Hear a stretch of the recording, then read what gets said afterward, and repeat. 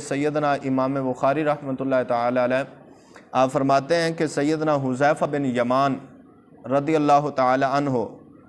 آپ نے ایک شخص کو دیکھا کہ جو نماز پڑھاتے ہوئے رکوع اور سجود وہ صحیح طرح سے ادا نہیں کر رہا تھا۔ یہ حدیث سننے سے ہمیں ایک بات سمجھ آئے گی کہ نماز پڑھنا تو ضروری ہے، لیکن نماز پڑھنے کے ساتھ ساتھ نماز کے مسائل ہمارے لیے بھی سیکھنا بہت ضروری ہے۔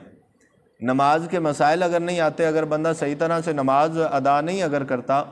اگر بندہ صحیح طرح سے نماز ادا نہیں کر سکتا، نماز صحیح طرح سے پڑھ نہیں سکتا، تو اس کی نماز کا اور اس کے ایمان کا کیا حال ہے؟ امام بخاری اس کو بیان فرماتے ہیں کہ فرمایا حذیفہ بن یمان نے ایک شخص کو دیکھا کہ وہ نماز پڑھ رہا تھا اور نماز میں رکوع اور سجود پورے نہیں کر رہا تھا، رکوع اور سجدے اس کے ٹھیک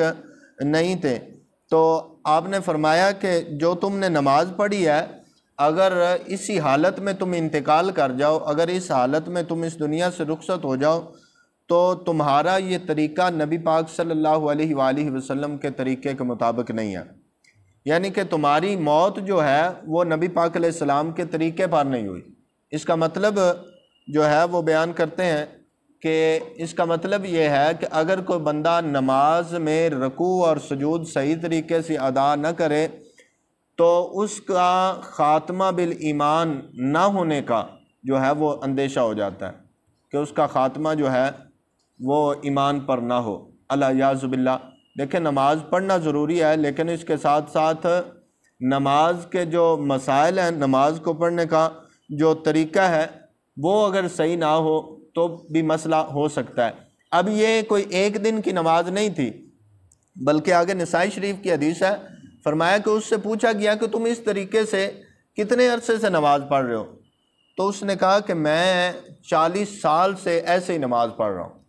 مطلب یہ کہ شروع سے نماز پڑھنا صحیح نہیں آتی تھی، شروع سے ہی جو ہے وہ سجدہ بھی ٹھیک نہیں تھا، شروع سے ہی جو ہے وہ رکوع بھی صحیح طرح سے ادا نہیں ہوتا تھا۔ تو حضرت حذیفہ بن یمان نے فرمایا کہ تم نے اپنی 40 سال کی نمازیں جو ہیں وہ برباد کر دیں۔ کتنے سال کی نمازیں؟ 40 سال کی نمازیں جی برباد کر دیں۔ اب